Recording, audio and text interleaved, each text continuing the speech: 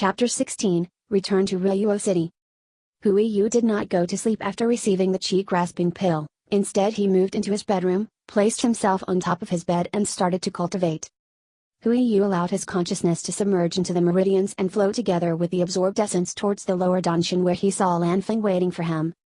Usually Lanfeng and Hui Yu communicated mentally without actually seeing one another, however from time to time, Hui Yu would create a copy of himself with his consciousness, an imprint of his soul, much like Lanfeng was, and the two would sit down within Hui Yu's chi cave to discuss important subjects.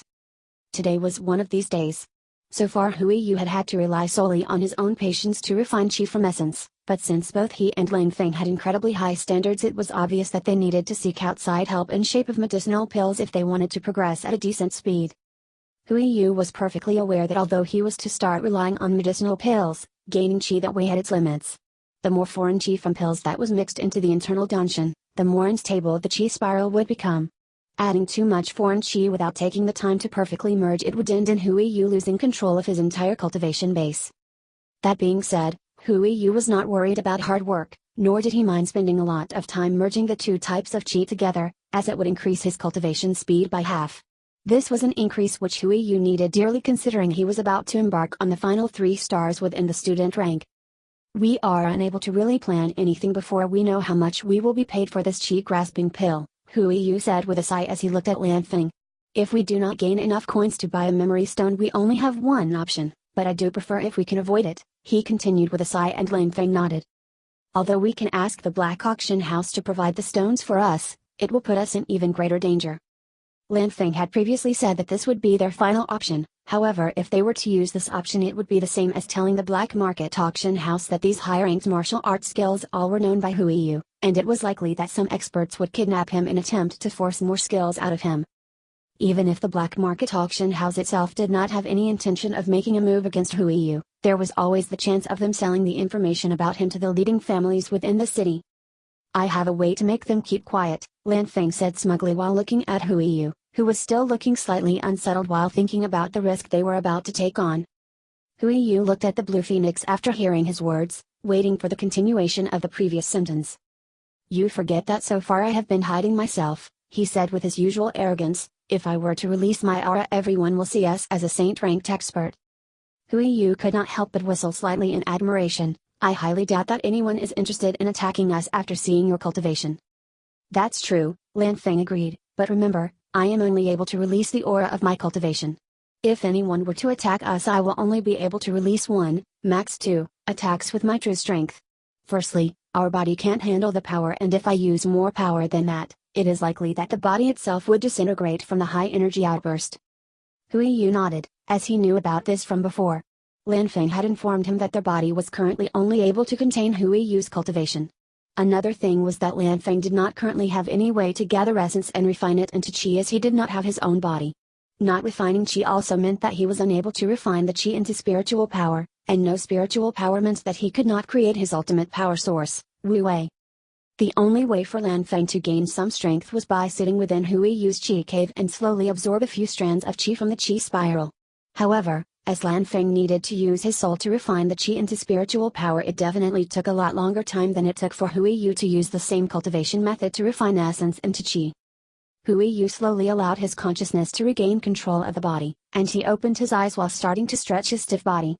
Without noticing it, hours had gone by, and the rising sun had started to shine in through the windows, telling Hui Yu that it was time to get ready for departure. A couple of hours later a wooden carriage pulled by 2 massive magical horses was moving away from the Ryuo City's Royal Academy towards the Ryuo City itself. Inside the carriage were 3 children who were speaking together in a friendly and unrestrained manner. Rongxing was still showing slight disagreement against Hui Yu selling his medicinal pill, however Rongming quickly told her to stop butting into Hui Yu's plans and that their friend was capable of making his own decisions. Instead Rongming insisted on Hui Yu joining them for dinner that night at the city lord's mansion before the 3 of them would return to the academy together. Hui Yu was looking out the window throughout the whole trip towards the Ryuo City, and the landscape changed quickly from mountain terrain into rural villages with fields and farmers. Hui Yu himself had lived within a small village for 10 years of his life, but during those days he had focused completely on cultivating. Now while he was looking out the carriage window, he could not help but compare this world with his old world.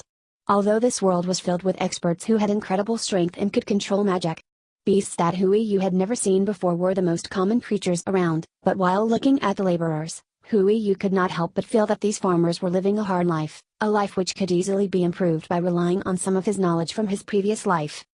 He chuckled slightly as he thought of how this world seemed superior in every way. However, the majority of the inhabitants were living a much tougher life than what could be seen in a modern society. Hui Yu was no hero. He had no intention of stepping up and spending his time to implement various changes which could benefit the poor. What Hui Yu saw whenever he looked out the window was profit. Hui Yu had already realized that what he was about to do now was not something that could be done often. Selling martial art skills and spiritual art skills were a risky business, and although a lot of money were involved, it might end up becoming a problem in the future. He had also realized that City Lord Translator had given many commoners the opportunity to become experts. The children which had joined the martial arts school were not going to return to the usual lifestyle of their parents. Some of them were studying at the Royal Academy, where others had continued their cultivation at home. The ones who went to the Royal Academy would usually get a career within the military or as a guard for a noble family, where the majority of the self-cultivating youngsters would become mercenaries and a few of the higher ranked would work as guards. Having all of these cultivators within Riyuo City had caused it to be highly valued by the royal family, as they produced a high amount of soldiers. At the same time, these mercenaries caused the trade within the city to flourish and often allowed for treasure to be auctioned off at the black market auction house. The downside of all these experts was that the city was lacking people when it came to certain areas of work. There were not enough farmers outside the city, nor were there enough carpenters to keep expanding the growing city. Hui Yu felt his lips curling slightly while remembering the blueprints of various simple but very effective mechanisms.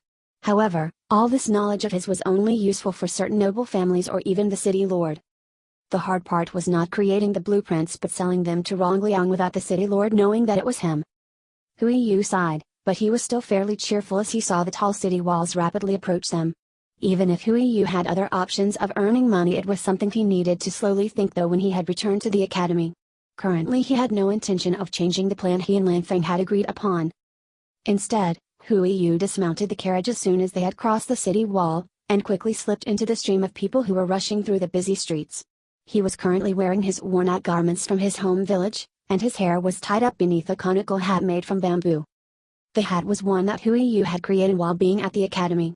It was inspired by the conical hats that was used throughout southern Asia. Its current purpose was not to block the sun, instead it was for the sake of masking Hui Yu's unusual characteristics. Hui Yu was striding through one street after another, and slowly making his way towards the center of the city where the majority of the market squares were located. Although Hui Yu easily could have gotten here quicker if he had stayed on the carriage, he also knew that he would have gained an incredible amount of attention, as everyone within the city was capable of recognizing the carriage as belonging to the city lord mansion. As Hui Yu made his way through the streets, he also took the time to observe and analyze the different shops. The outskirts of the city were mainly residential areas, where big compounds were built very similar to the city lord mansion, although these belonged to various noble families. Between these family compounds were elaborate roads that lead towards the city center, and all the roads used for noble families usually contained beautiful mansions at the sides, belonging to the richer merchants or traders. Some of them belonged to guards or mercenaries who had gained success in their cultivation. These houses were considered the middle class, and all of them had their own courtyard and outbuildings. The south of the city lacked the big noble clans and the middle class mansions. Instead, it was filled with narrow streets made from stamped down soil, and small sheds were built next to each other, cramped together. Some were only one story, where others had an additional house built on their roof. This area belonged to the poorest part of the citizens, and these would perform any kind of work they could get. Some worked as cleaners throughout the city, while others would travel into the rice fields and work as seasonal workers. Jiayan was from these areas, and so were all his friends. The families here had gained a hope in their everyday life when Lord Zhongliang opened the martial arts schools and allowed for their children to cultivate, to get a way to gain a stable income for themselves and their families. Hui Yu had quickly walked through these areas, and as he moved closer and closer to the center, he also saw different markets placed throughout the city. These markets were all fenced in and had a couple of entrances. These entrances were governed by a couple of guards whom were wearing the seals of different noble families. It was obvious that the marketplaces were owned by the noble families and that the shops within had to pay taxes to be allowed to do business.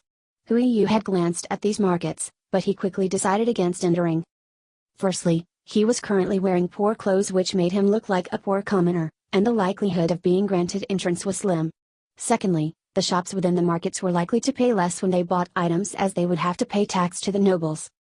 Hui Yu kept walking down street after street, looking for a shop where he could sell his pill, and after almost reaching the west entrance he saw a small sideway where a student had left a shop in a hurry, his hands clutching his chest, while constantly looked forth and back. Hui Yu sighed in pity as he looked at this boy. It was obvious that he was carrying valuables, and with his current attitude drawing attention, Hui Yu was fairly certain that this boy would not make it back home without being robbed on the way.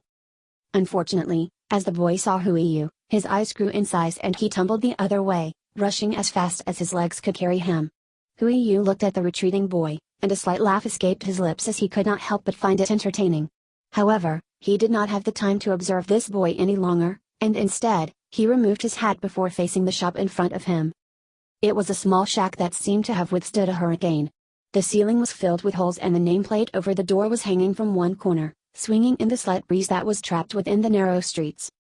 With big letters stood Apothecary Yun Kai Kin. However, the paint which the name had been written with was peeling off, and a few letters were almost impossible to read. At first glance, Hui Yu had the feeling that the shop would be too poor to afford his pill. However, upon seeing how the other student had clutched his chest, Hui Yu decided to enter and give it a try. Hui Yu quickly removed his hat and allowed his hair to fall down. A white mist seemed to appear within his eyes, replacing the sharpness with a nativity suitable for a 10-year-old. He hesitated slightly before a hand pushed open the door, and Hui Yu slowly entered the shop. At first everything was dark. No light shone inside the shop, and the only light source came in through the door frame from the street outside. The dull light allowed Hui Yu to see cabinets and counters made from glass with what once was medicinal herbs within. Some of the cabinets were empty, while the few plants that Hui Yu did see had long since dried out or withered from improper treatment. Everything within the room was filled with dust and dirt, clearly showing that nothing had been touched for a very long time. The only thing which was dust-free was the glass counter. The room was so small that only a few children the size of Hui Yu could fit in it, and currently no one else was present. Behind the counter was an open doorway into another dark room, and a heavy scent was emitting out. This scent did not smell clear or healthy like the medicinal pills which Hui Yu's father usually brought home, nor did it smell sweet or tempting like the medicinal pill he had gained the previous evening. This scent was thick and heavy, causing Hui Yu to become slightly drowsy. However, his chi was moving much more rapid than usual. Suddenly a sound could be heard from within the room, and a shadow appeared within the doorway. Hui Yu focused his eyes on the shadow and he could not help but narrow them slightly as the shadow turned into a person. This woman was as unusual as Hui Yu was. Hui Yu had hair as white as the new fallen snow, however this woman had golden hair which reminded him of cascading sunshine. Curl after curl was framing her face, and her eyes were a golden hazelnut brown. As Hui Yu looked into these eyes, he felt as if his soul was being drawn from him, and a wisdom which did not suit her appearance was hidden far beneath. Within a few breaths of time, Hui Yu had been unable to breathe, his eyes had gradually grown larger and he had lost his control over his body. A feeling of weakness and powerlessness washed over his body, but it vanished as soon as it had appeared, as the woman blinked her eyes. Her body was well developed and Hui Yu would assume that she was around 20 years of age, but her eyes looked ancient and Hui Yu instantly regretted entering this store. "What can I help you with, boy?" the woman asked in a friendly voice, and she moved to her counter, where she leaned against the glass and looked at Hui Yu with interested eyes. Hui Yu had felt how Lan Feng had hidden himself as he would whenever the two of them encountered Lord Rong Liang, and an alertness had appeared within his eyes as he quickly drew the jade bottle from a pocket. This transaction had to be completed as quickly as possible. "I heard from a friend that you might buy medicinal pills," Hui Yu said quickly, but he did not move closer to the counter nor the woman. A feeling of danger kept appearing within his head, and although he managed to defeat the urge to instantly escape, he still had not managed to convince himself to advance. The smile upon the woman's face grew larger as she saw the alertness within Hui Yu's eyes, and she made a beckoning gesture with her hand, causing the jade bottle to fly towards her hand in a speed so quick that even Hui Yu, who had perfected velocity flow, was unable to stop it. The woman ignored the flash of worry that appeared within Hui Yu's eyes, and instead opened the jade bottle in her hand while sniffing the medicinal scent that spread out. A slight furrow of her brows was then followed by a nod of her head before she once again sealed the lid and directly threw the jade bottle into the room behind her.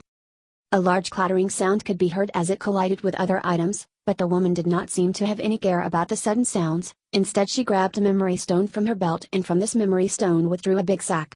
Within the sack, sounds of metal scraping against each other could be heard, causing Hui Yu to guess that this was a purse. Hui Yu knew about memory stones used as storage tools, however they were much more expensive than the average memory stone, so although the shop seemed as if it was run down and destroyed, it was obvious that this woman was not just any poor apothecary. The woman had not moved her eyes from Hui Yu as she put her slender hands into the bag and withdrew a few coins which she handed to the white-haired boy. Without looking at the coins, Hui Yu made a light bow to the woman and instantly backed out of the shop. He felt as if he stayed much longer, he would be preyed upon by a mighty beast. Outside the shop, Hui Yu once again wore his conical hat before rushing into a more trafficked road and slipped into the stream of people moving forth and back. After moving around for a short while, Hui Yu found another narrow street where he sat in darkness and looked at his hand, shocked to observe that the woman had paid him 3 silver coins. The currency in this new world were coins much similar to what he was used to.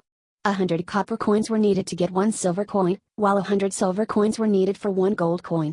Above gold coins were spirit coins which needed 1,000 gold coins. Although medicinal pills were incredibly expensive, 3 silver coins was a handsome price for a chi-grasping pill. These pills were created by all apprentice alchemists, and they needed to make an insane amount of them while practicing, so the pills which the Royal Academy rewarded the students were all considered fairly normal. On would usually amount to 1 silver coin, perhaps 2, but this woman had paid him 3. This generosity did not please Hui Yu, instead it made him extra worried. It was obviously a gesture done to lure him back to her shop the following month, however Hui Yu leered slightly as he packed away the coins and moved back into the stream of people. He had no intention of returning the next month. Smart, Lan Feng agreed satisfied, although that woman is trying to lure you in, she did not scan you with her spiritual sense, nor did she use Wu Wei. There is no way for her to have noticed me, but in the future I suggest we do not get close to her. She is clearly not as simple as one might think. Hui Yu nodded, as he moved towards a shop which specialized in memory stones. The next part, and the most important part, of their plan was about to be executed. Far back in a broken-down shop is a golden-haired woman still standing at the counter. A big smile was transparent on her face, and her brown eyes were shining with a light which had not been there before. As the woman looked out of the window, the image of a young white-haired child appeared within her mind and a laughter escaped her lips as she turned around and moved into the dark room in the back.